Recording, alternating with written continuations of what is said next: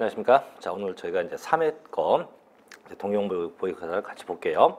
자, 1번 갑니다. 자, 다음은 양도소득세에서 취득가액에 대한 설명에 다 맞지 않는 건데, 첫째 1번. 자, 매입시 발생한 현재가 차린 차금은 취득가액에 포함이 되죠. 그러나 이제 부당행위에 의한 시가총액은 포함되지 않게 됩니다. 그래서 항상 저희가 늘상 얘기했지만 현재가 차린 차금은 포함한다. 다만 부당행위로 인한 시가총액은 포함하지 않는다. 이제 보통 이렇게 되는데요. 다만 이 현재가 차린 차금은 분명히 포함인데요. 얘도 전에 얘기했지만 기타 사업소득에서 공제받게 되면 그때는 절대 포함할 수가 없어요. 그래서 원칙은 포함이 맞지만 이게 사업소득에서 공제받으면 포함할 수 없다. 두 번째, 자, 개인 사업자가 양도자산을 보유기간 중에 자산 재평가법에 의하거나 혹은 임의로 재평가했을 때 재평가한 가액을 취득가액으로 한다. 절대 안 돼요. 제가 이 재평가는 어떤 세금도 인정하지 않습니다. 다만 참고로 이 등록면허세 있죠. 이 등록면허세에서 이제 감가상각이나 자산 재평가로 인해서 그 금액이 변경되면 요 세금은 그 변경된 금액으로 해요. 변경된 금액이 가능합니다. 그러나 그 어떤 세금도 절대 재평가는 인정하지 않게 됩니다. 자, 틀렸고요. 세 번째, 국가 또는 지방자치단체 등으로부터 자산을 불화받은 경우 그 대금을 일시불로 지불해서 일정액을 할인받으면 실제 내가 지급한 금액이 돼요. 절대 계약상 금액 아니고요. 네 번째, 등록에 대한 등록면허세는요, 혹은 취득세는 납부형 수준이 없는 경우도 양도차익 계산 시 필요 경우도 공제가 돼요. 다만 지방세법 등에 의해서 등록에 대한 등록면허세, 취득세가 감면되면 그 감면된 세액은 공제할 수 없대요. 그럼 결국은 내가 실제 납부된 세액, 실제 납부한 금액만 비용으로 집어넣을 수 있다 이거죠. 5번, 양도자산의 보유기간 중에 그 자산의 감가상각비로서 사업소득 금액 계산에 필요 경우도 산입된 것이 있으면 취득가액에 포함하지 않죠. 그럼 아까 얘기했었던 이 현재가 차린 차금과 똑같아요. 똑같이 이미 사업소득에서 공제를 받게 되었다고 하면 절대 그때 포함할 수가 없다는 거죠. 그래서 정답은 2번이 될 거고요. 자, 이제 문제 2번 갑니다. 자, 양도소득세의 과세 대상에 대한 설명인데 잘못된 것은 1번, 건축법상 건축허가를 받은 건물은 물론 건축법상 허가받지 아니한 무허가 건물도 과세해요. 그래서 항상 등기, 등록, 허가에 전혀 관계가 없죠. 두 번째, 부동산 매매 계약을 체결한 자가 계약금만 지급한 상태에서 양도한 권리는 등기된 것만이 양도세 과세 대상이 되며 등기되지 않은 것은 과세 대상에 해당하지 않는다고 되는데 이건 아니죠. 저희가 이제 매매 계약을 체결하고 계약금만 지급했다. 이게 속된 말로 미등기 전매인데 어떻게 미등기 전매인데 등기가 가능합니까? 저희가 양도세에서 등기된 거 꼭 반드시 등기하는 건 딱 하나죠. 등기된 부동산 임차권 얘만 등기를 요하고 그 외건 절대 등기 등록을 요하지 않죠. 이게 답이네요. 세 번째, 아파트 당첨권도 양도세 과세 대상이 되죠. 네 번째, 부동산 임차권은 나오네요. 등기된 것만이 과세 대상이 되고 등기되지 아니한 임차권은 절대 과세할 수가 없다고 합니다.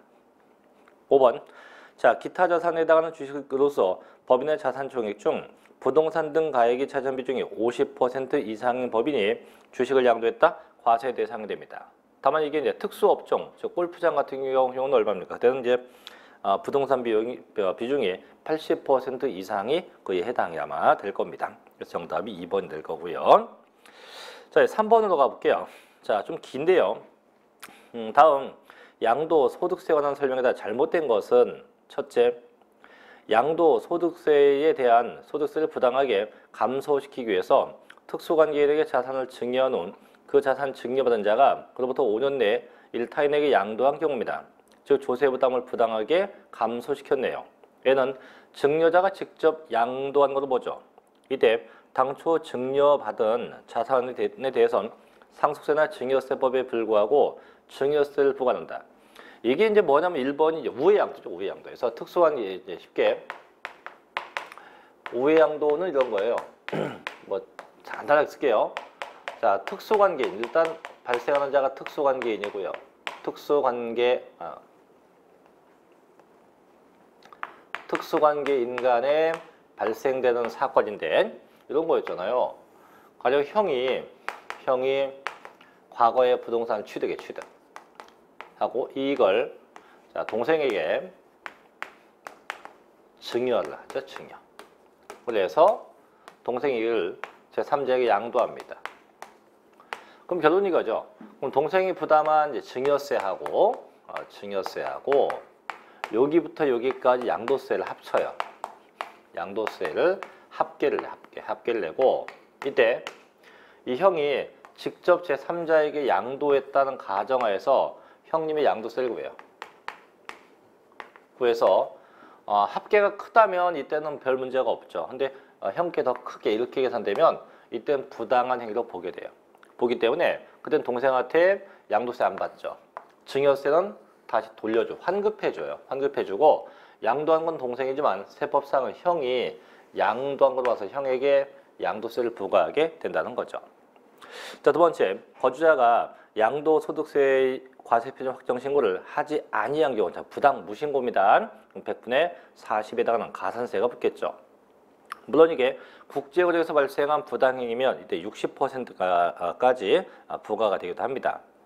세 번째, 양도소득이 있는 거주자가 자산을 공유할 경우 그 지분비율에 의해서 분배되었거나 분배될 소득금액에 따라서 각 거주자별로 그 소득금액 계산할 때 거주자별로 납세 의무가 있다. 즉 각자의 지분별로 납세 의무가 있다 이거죠.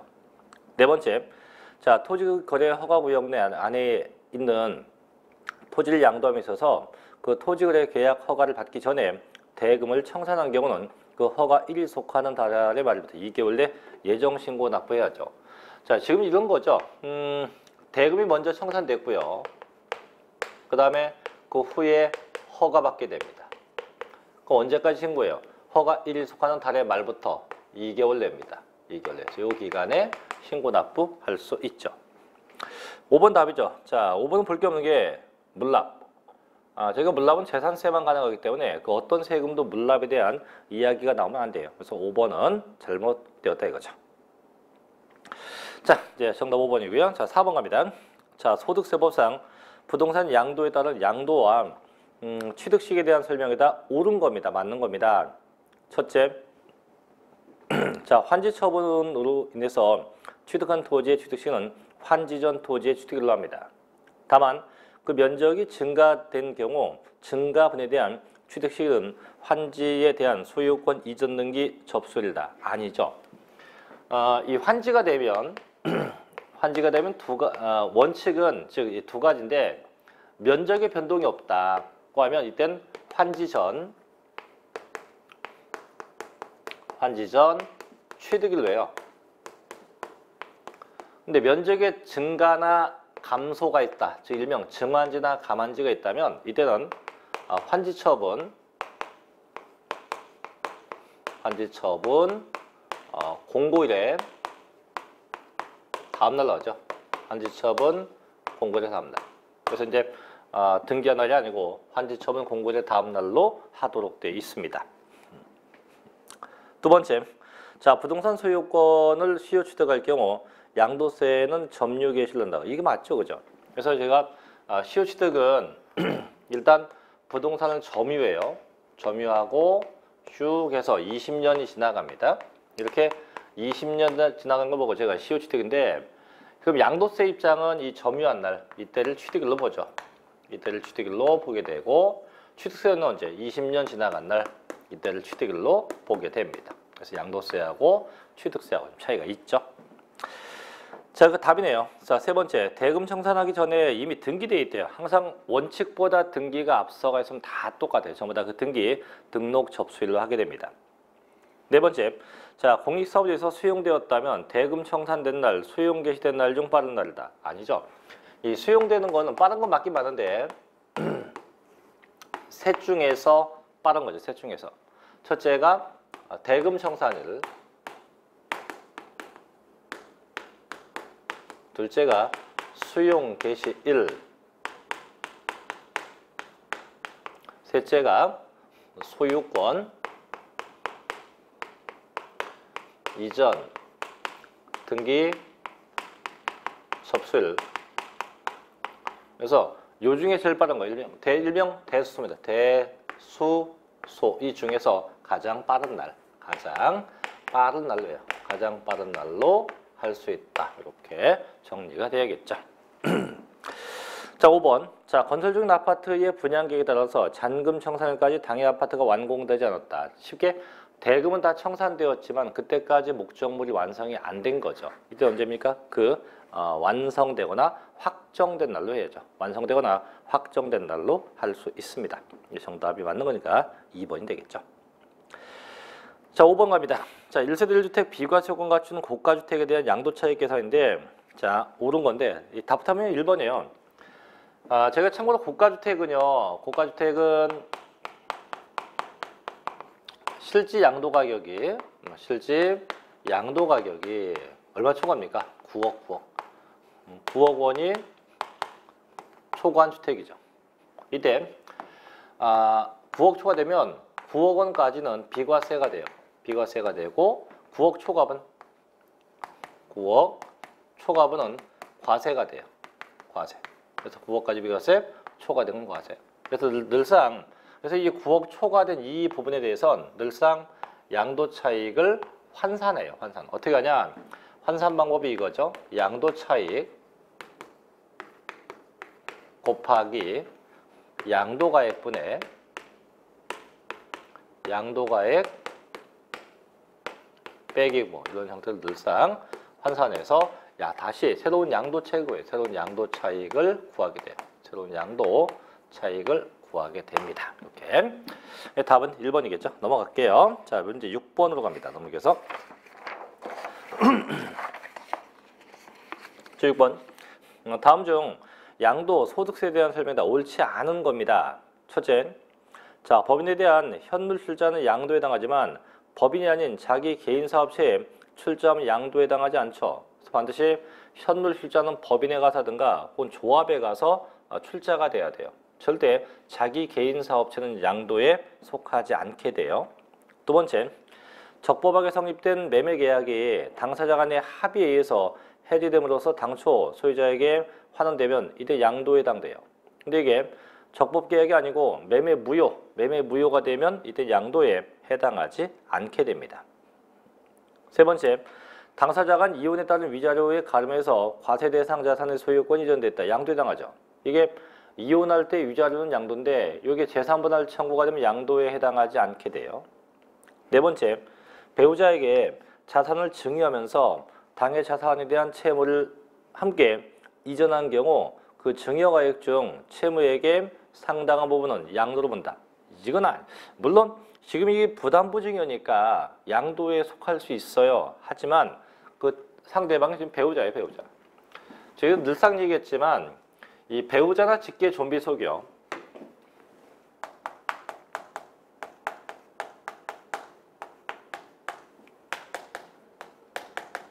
이 배우자나 직계 좀비 속인데 얘네 간의 부동산 매매가 되면 일단 세법상은 전부 다 증여예요. 전부 다 증여로 보죠. 하지만 이게 증여로 봤지만 얘가 입증되면 양도로 봐요. 양도. 근데 저 언제가 입증된 케이스입니까? 이건데 크게 네 가지 이런 거죠. 이거 파, 공, 대 등 네 개. 그래서 파가 파산 선고죠. 파산 선고. 공이 공매, 대시 대가 입증, 등이 등기자산 간의 교환입니다. 그래서 파산 선고, 공매 경매, 대가 입증, 등기자산 간의 교환 이 네 가지가 입증. 그래서 이럴 때만 양도인데 지금 그런 얘기 없잖아요. 없기 때문에 그냥 무조건 전액 다 증여된 걸로 볼 수밖에 없죠. 자, 7번. 5번이요, 5번. 공동소유 토지를 공유자 지분의 변경 없이 2개 이상의 공토지로 분할하였다가 그 토지를 다시 지분별로 단순히 재분할 시키면 양도로 보지 않죠. 그래서 지분의 변동이 있어야 양도지 변동이 없으면 양도에 해당하지 않게 돼요. 정답은 4번이 되겠죠. 자, 이제 7번 가봅니다. 다음은 양도 소득세에서 양도소득 기본공제에 대한 설명이다. 자, 틀린 거요. 1번. 자, 기본공제는 양도 물건과 보유기간에 관계없죠. 모든 자산 다 됩니다. 다만 등기는 돼야죠. 두 번째, 양도소득 과세표준 계산에 있어서 양도소득 금액에서 일정 금액이 공제돼요. 그 금액이 얼마입니까? 250만 원이에요. 세 번째, 양도소득 기본기준은요, 부동산에 관한 권리, 그 다음에 기타 자산과 주식, 그리고 파생상품의 양도자산별로 구분하여 해당 자산에 대해서 양도소득금액에서 각각 연 250만 원 공제한다. 내용상은 맞는데 잘못된 게 뭐냐면요, 두 번째 줄 양도자산별이 아니고 양도소득별로죠. 이게 어떤 차이냐면 자산별이라는 얘기는 이제 건건이 이제 공제인데 소득별로는 건건이가 아니고 묶음별로죠. 일정한 묶음별로. 그럼 이런 얘기예요. 자, 소득별로 공제한다. 그럼 이때 소득별의 정의는 첫째, 토지, 건물, 부동산에 관한 권리, 기타 자산, 이렇게 요게 한 세트의 소득이에요. 그 다음에 둘째가 주식이에요. 주식. 셋째가 파생상품이에요. 이렇게 각각에 대해서 얘도 250, 250, 250 소득별로지 건건이 자산별로가 아닙니다. 그 답이 되고요. 4번, 양도소득 금액에서 감면소득 금액이 있으면 당해 감면소득 금액 외, 즉 과세소득에서 먼저 공제하고 감면소득 금액 외에 과세소득이 있었다. 그럼 어떻게? 먼저 양도한 것부터 순차로 공제해요. 이게 뭐냐면 부동산 양도액이 두 개라고 합시다. 두 개인데 하나는 양도세가 과세고 하나는 양도세가 감면이었다. 그러면 여기 과세 쪽에서 먼저 공제한다 이런 얘기예요. 어차피 감면되는 거는 이제 요거는 세금을 내지 않기 때문에 그죠? 공제할 필요가 없지. 두 번째, 둘 다 과세였다. 처음 것도 과세, 나중에 편 것도 과세. 둘 다 과세일 때는 먼저 양도한 것부터 순차적으로 공제해 나갈 수 있다라고 합니다. 이렇게 구분하면 되죠. 자, 5번. 기본 공제는 이제 국외부동산 양도도 공제 받을 수 있습니다. 그래서 다 가능하죠. 정답은 3번이 되겠네요. 그죠? 자, 8번 갑니다. 자, 소득세법상 1세대 1주택 양도 소득세 비과세에 대한 설명이 다 틀린 겁니다. 1번. 자, 양도를 현재 1주택만을 보유하고 있는 1세대로서 해당 주택의 보유기간이 2년 이상 돼야 비과세된다. 그죠? 그래서 일단 현재 대한민국 모든 주택이 2년 이상 보유돼야 비과세. 물론 뭐 내년부터는 법이 좀 바뀌겠지만. 두 번째, 배우자가 사망하거나 이혼해서 양도를 현재 배우자가 없는 때는 1세대로 보지 않는다. 아니요, 보죠. 원칙은 배우자가 있는 게 원칙인데 부득이하게 배우자가 없대요. 배우자가 없어도 세법상 1세대 인정을 해주죠. 그래서 내 나이가 30이 넘었다든가 또 배우자가 사망했다든가 이혼했다든가 아니면 내가 셋째 독신주의자 이때가 되면 배우자가 없어도 인정해 줍니다. 그 답이네요. 세 번째, 자, 1주택을 보유하고 있는 자가 1주택을 보유하고 있는 자와 혼인함으로써 1세대가 2주택을 보유하게 된 경우 혼인한 날부터 5년 내에 먼저 양도한 주택은 1세대 1주택으로 보아서 비과세합니다. 그죠? 그래서 항상 혼인과 동거분양 똑같아요. 혼인과 동거분양 같아요. 둘 다 5년 내에 처분되어야 한다 이거죠. 네 번째, 자, 취약이나 근무상 형편, 질병 요양, 그 밖에 부득이한 사유로 인해서 수도권 밖에 있는 주택과 그 밖에 일반 주택을 국내가 각 한 개씩 소유하고 있는 1세대가 일반 주택을 양도했대요. 그럼 1주택을 보죠, 그죠? 단 언제까지 양도합니까? 사유 해소일로부터 몇 년 내? 3년 내 양도예요. 자, 얘도 볼게요. 제가 이제 요게 좀 조심할 게 지금도 이제 거주 이전인데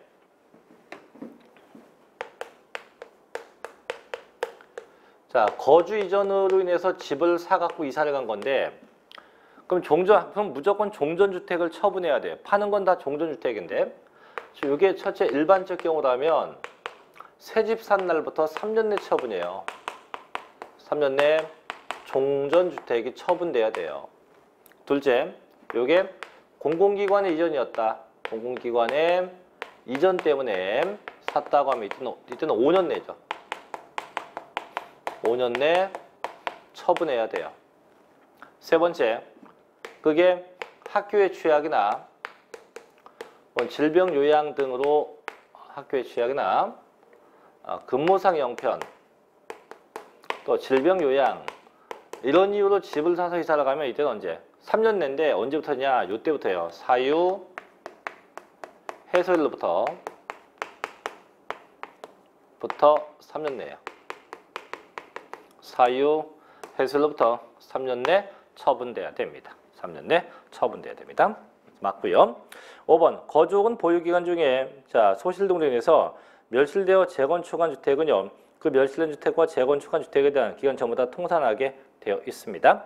그래서 정답은 2번이 되겠죠. 자 이제 9번 갑니다.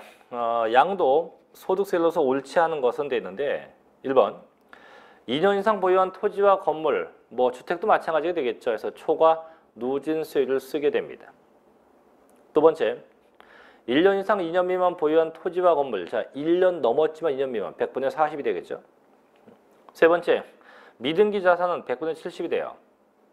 네 번째 주택인데요. 이제 이 4번의 주택하고 2번에는 토지 건물하고 헷갈리면 안 돼요. 자 4번 1세대 2주택의 소유자가 그중 양도한 1주택이 1년 미만 보유였다면 50% 아니죠. 주택은 40이에요. 40. 그래서 이게 토지 건물은 1년 미만 보유하면 50%지만 주택은 1년 미만 보유하면 40%를 적용하게 됩니다. 답 4번이죠. 5번. 자, 실질적인 보유 기간은 취득일로부터 양도일까지예요. 그리고 하나 더. 자, 이제 세율 기간인데 보통은 이제 취득일로부터 양도일까지 이렇게 해요. 그죠? 그럼 얘가 일반 양도가 아니고 상속받아서 양도했다. 그럼 그 기간 판단은 언제부터일까요? 상속개시일부터 이러면 큰일 납니다. 물론 상속받으면 대부분이 상속개시일부터가 맞긴 맞는데 얘는 상속개시가 아니고 피상속인인 취득한 날부터 양도한 날까지. 언제요? 피상속인이 취득한 날부터 양도한 날까지로 하게 됩니다. 이렇게. 자, 그래서 정답이 4번이 되겠죠. 자, 이제 문제 10번 갑니다. 자, 다음 자료에 의해서 양도 소득세의 양도 차익을 실지거래가액에 의해서 계산할 때 양도가액에서 공제할 수 있는 취득가액 및 기타 필요 경비로서 합계액이 얼마냐 되는데 이게 뭔 문제인지 잘 기억해야 돼요. 즉 취득가액하고 부대 비용의 합계액을 구하는 건데 자, 일단 볼게요. 기억번. 일단 매입한 금액은 3억 원입니다. 그죠? 자, 그 안에 함정이 니은번이에요. 이 매입가액에는 현재 가차는 차감은 포함되어 있지만 현재 가차는 차감 5천만 원과 부당행위 계산에 의한 시가총액 5천만 원이 포함되어 있대요.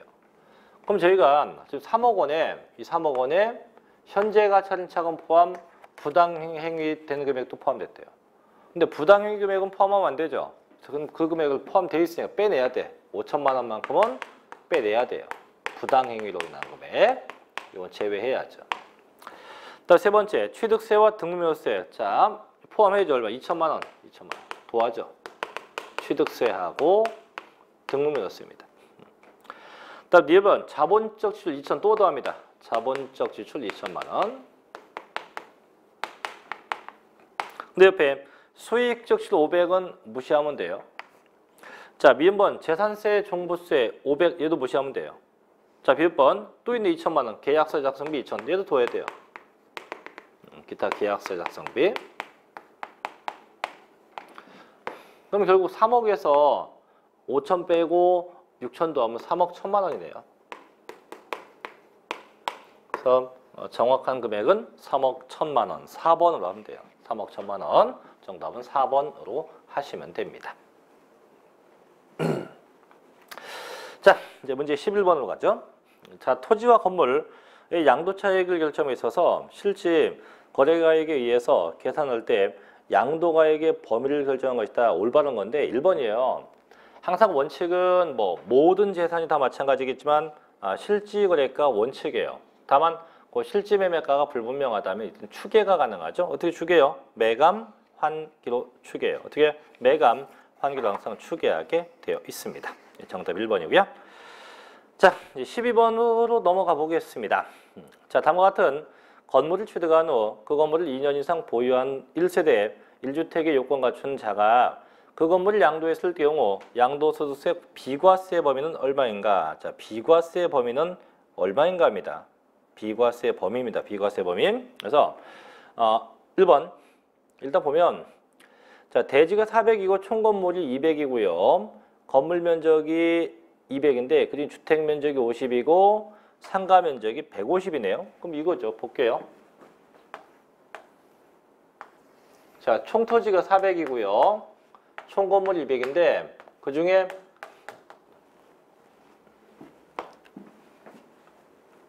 상가가 150, 주택이 50. 자, 그럼 결국 얘는 지금 겸용주택인데 양도세는 겸용주택이 두 가지예요. 첫째, 주택의 면적이 상가보다 크다고 하면 전체 다 주택으로 보게 돼요. 근데 반대, 주택의 면적이 상가보다 작거나 같다.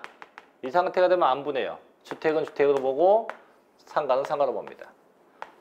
그럼 지금은 주택이 상가보다 작잖아요. 작기 때문에 주택 부분은 비과세가 되지만 상가 부분은 과세가 돼요. 과세. 상가 부분은 과세가 되게 돼요. 과세. 그럼 지금 문제가 뭘 찾으려 했어요? 비과세 면적을 찾는 거죠. 그럼 나왔잖아. 자, 일단 건물하고 자, 토지를 나눈다고 하면 자, 주택 건물 50 비과세, 상가 건물 150은 과세입니다. 그다음 토지가 400인데 얘는 어떻게 하냐? 이 400은 건물의 면적 비율로 안 분하면 돼요. 그럼 이제부터 합시다. 총토지 400이에요. 곱하기 총 건물 200분의 주택 면적 50. 빡빡 지으면 100이네 100. 그럼 나머지는 300. 뭐 바로 가면 되겠죠. 그럼 결국은 비과세는 50하고 100, 과세는 150과 300이에요. 그래서 50하고 100이 비과세가 돼요. 그래서 건물 50, 대지 100, 그래서 정답은 2번이 되겠죠? 정답 2번입니다. 2번. 자, 13번으로 갑니다. 다음은 거주자가 국내 소재, 부동산 등을 미등기로 양도한 경우로서 70%로 양도세를 과세하는 건 뭐냐 되는데 1번. 자, 5년 이상 재촌작용해서 작용농지로서 그 취득연한 등기를 하지 않고 양도했다. 얘는 미등기 70%예요. 여기 이제 8년 이상 재촌한 경우라면 문제가 없는데 지금은 5년밖에 안 되기 때문에 8년이 넘지 않기 때문에 무조건 얘는 70% 대상이 돼요. 두 번째, 장기할부 조건으로 취득한 자산으로서 그 계약 조건에 의해서 양도 당시 취득연한 등기가 불가능합니다. 얘도 마찬가지. 미등기인데도 불구하고 얘는 등기된 걸로 인정해 주죠. 세 번째, 법률 규정이나 법원의 결정에 의해서 양도 당시 등기가 불가능했다. 마찬가지예요. 네 번째, 대토원 농지 마찬가지입니다. 다섯 번째, 1세대 1주택으로서 건축 허가를 받지 아니해서 등기가 불가능한 자산도 마찬가지입니다. 그래서 정답은 1번이에요. 그래서 최소한 이게 8년 이상 재촌작용한 농지일 때만 해당하지 5년은 아니에요. 8년 이상 재촌작용한 농지에 대해서만 적용하게 되어 있다고 합니다. 자, 그다음에 14번째로 갑니다. 다음은 양도 소득세 과세 대상되는 자산을 양도하고 추계 결정에 의해서 양도 차익을 계산할 경우 필요 경비에 관한 산식들을 다 다음 중 옳은 겁니다. 첫째, 등기된 주택인데요. 땡땡 취득 당시 국세청장고시가액 곱하기 3%가 아니죠. 취득 당시 단독주택이면 이제 개별주택 가격, 공동주택이면 공동주택 가격이죠. 그 금액의 3%가 돼야죠. 그래서 개별주택 가격 또는 공동주택 가격의 3%. 두 번째, 자 미등기였다. 미등기면 자 건물이래요. 취득 당시 시가 표준액 이렇게 쓰면 안 돼요.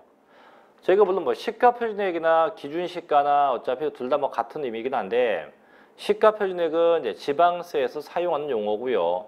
기준 시가는 국세에서 쓰는 용어이기 때문에 용어가 분명히 구분돼야 돼요. 그럼 지금 양도세는 국세니까 굳이 하면 취득 당시 기준 시가 곱하기 0.3% 또는 같은 말로 취득 당시 국세청장 고시가액의 0.3%라고 해야 됩니다.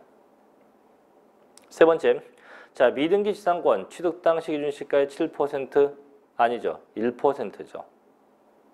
네 번째, 등기된 부동산 임차권입니다. 양도 당시 기준 시가 곱하기 7% 아니에요. 얘도 취득 당시 기준 시가 곱하기 7%가 돼야죠.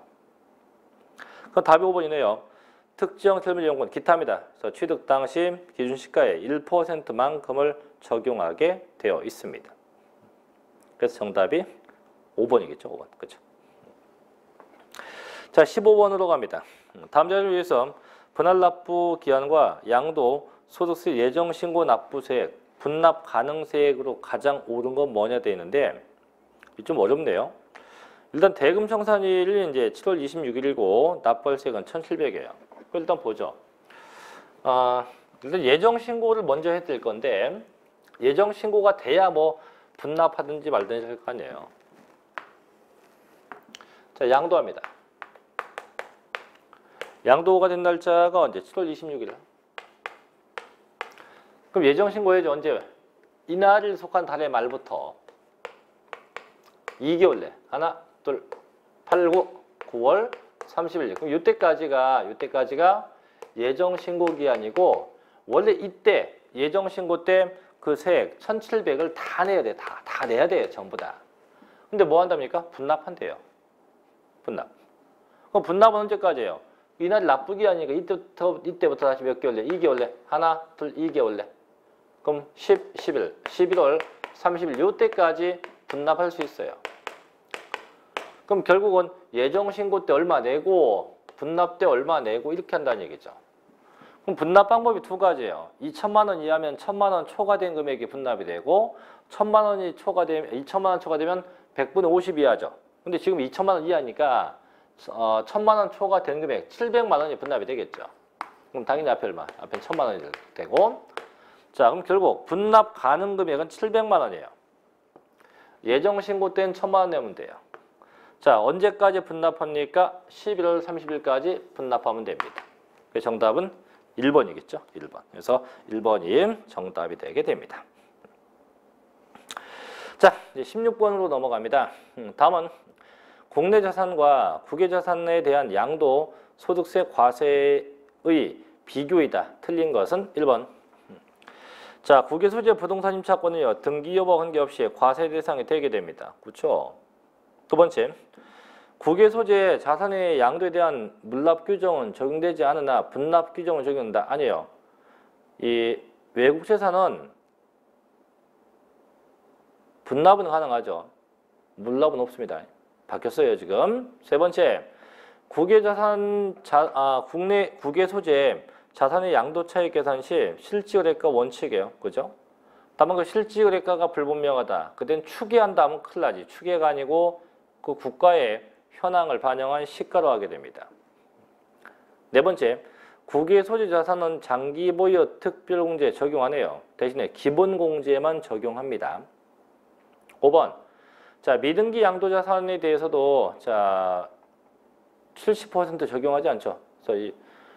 왜냐하면 외국은 자 등기 제도가 있는 국가도 있고 없는 국가도 있기 때문에 미등기라고 해서 중과 이런 제도는 없습니다. 아예 그런 건 존재하지 않게 되죠. 정답은 2번이 되겠죠.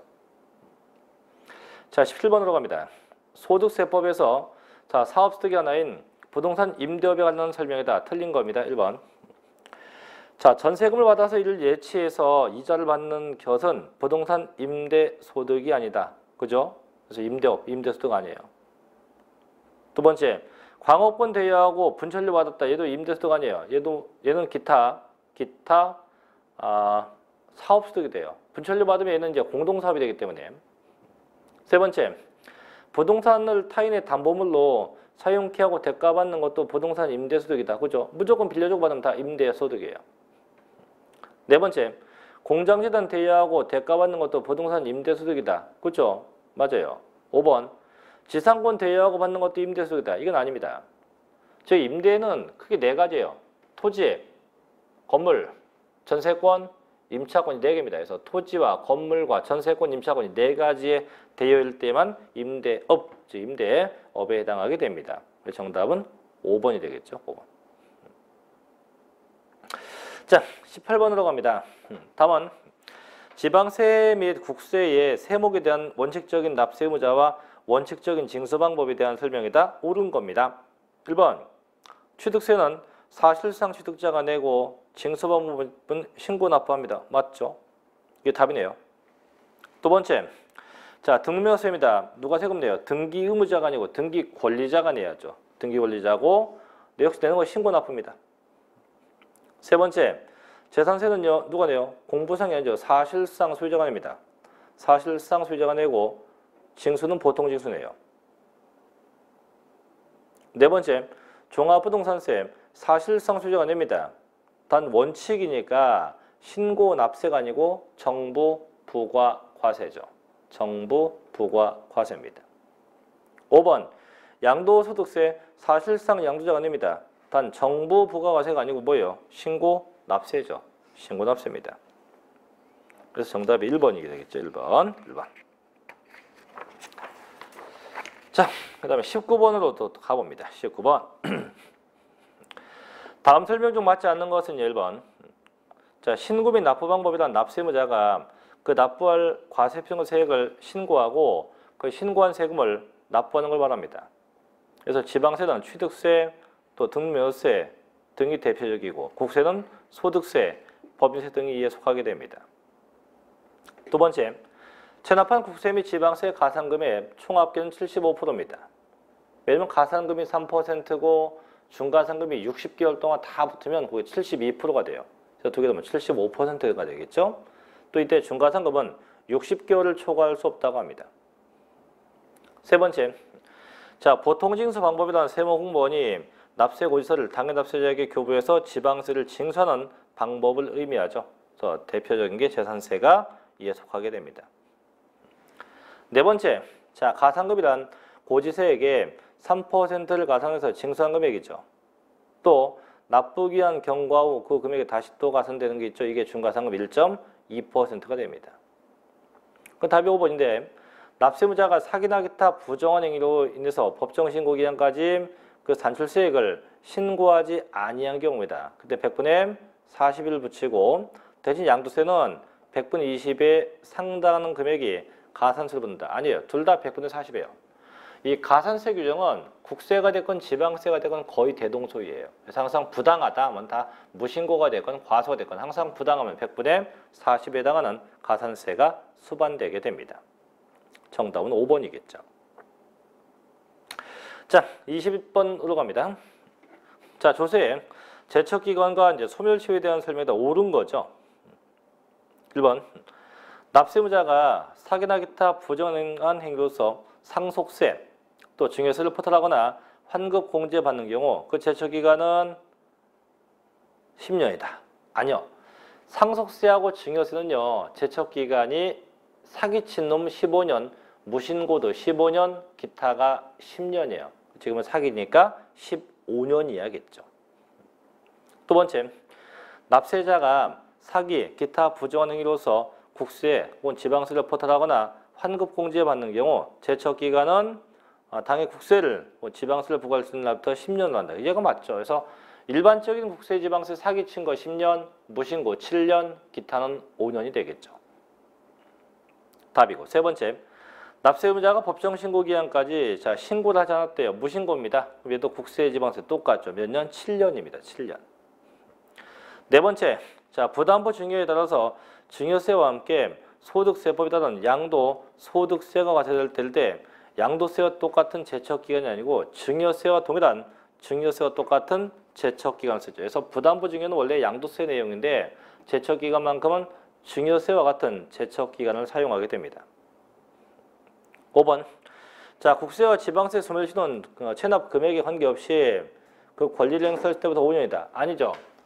소멸시효는 금액 제한이 있어요. 이게 지방세 쪽은 금액에 관계없죠. 지방세는 금액에 관계없이 무조건 5년입니다. 근데 국세는 금액에 제한이 있어요. 국세 쪽은 그 기간이 금액이 5억 이상이면 10년. 그게 5억 미만이면 5년. 제가 5억 이상인지 5억 미만인지 국세는 금액 제한이지만 지방세는 금액 제한이 없다 이거죠. 그래서 정답은 2번이 되겠네요. 자, 21번으로 갑니다. 자, 취득세 납세 의무가 성립되는 원칙적인 취득 시기에 대한 설명인데 잘못된 겁니다. 1번. 자, 일반적인 유상승계 취득의 경우는 원칙적으로 계약상 잔금 지급일로 합니다. 하되 그 계약상 잔금 지급일이 불분명하다면 계약일로부터 60일 경과된 날이죠. 60일. 30일이 아니고 60일 경과된 날로 해야 됩니다. 이게 답이네요. 두 번째. 자, 토지의 지목 변경에 따른 취득의 토지의 지목이 사실상 변경된 날과 공부상 변경된 날 중 둘 중에 빠른 거죠. 물론 그 전에 변경되기 전에 사용하면 이제 사실상 사용일로 하는 것도 있습니다. 근데 지금은 둘 중에 일단 빠른 날. 세 번째, 자, 건축물을 건축해서 취득한 경우로서 사용 승인서 내준 날로 하는 게 원칙이에요.